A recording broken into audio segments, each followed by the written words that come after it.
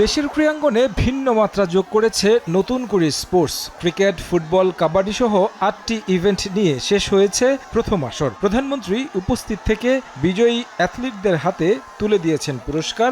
আনন্দঘন সময় কাটিয়েছেন খুদে খেলোয়াড়দের সঙ্গে।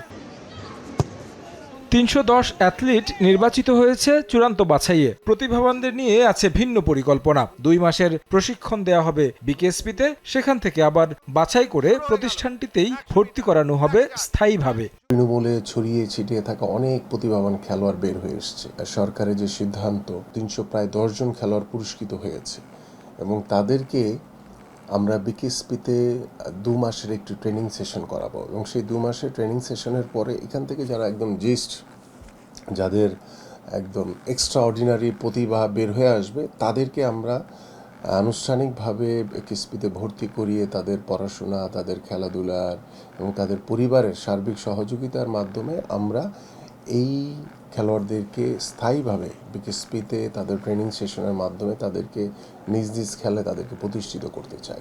এশিয়া ও দক্ষিণ এশিয়ার মঞ্চে বিভিন্ন ইভেন্টে লাল সবুজের অ্যাথলিটরা দাপট দেখালেও অলিম্পিকে নেই কোনো সাফল্য। বড় মঞ্চে পদক পেতে শূন্য থেকে শুরু করেছে ক্রীড়া মন্ত্রণালয়। স্বপ্ন অলিম্পিকের কাঙ্ক্ষিত পদক জেতা। মাননীয় প্রধানমন্ত্রী যেভাবে প্রোগ্রামে আমাদের খেলোয়াড়দেরকে এবং আমাদের যে গ্যালারিতে বসে থাকা শিক্ষার্থীদেরকে যেভাবে উৎসাহিত করেছেন, আমি মনে করি যে নতুন করে স্পোর্টসের মাধ্যমে আমাদের যে লক্ষ্য রয়েছে অলিম্পিকে পদক পাওয়া, সেই লক্ষ্যকে স্থির করে আমি মনে করি যে আমরা একদম জিরো থেকে শুরু করেছি। যেহেতু নতুন করি মানেই হচ্ছে জিরো থেকে শুরু করা, তো সেই নতুন করি স্পোর্টসের ভিতর থেকে যারা প্রতিভাবান খেলোয়াড় বের হয়ে আসবে এবং তাদেরকে ধরে রাখাটা হচ্ছে সবচেয়ে বড় চ্যালেঞ্জের বিষয়। বিভিন্ন সময় ক্রীড়াঙ্গনে এমন নানা উদ্যোগ নেওয়া হলেও শেষ পর্যন্ত দীর্ঘমেয়াদী হয়নি। তবে আমিনুল হক নতুন কুড়িকে রাখতে চান ধারাবাহিক, বাড়াতে চান পরিধিও।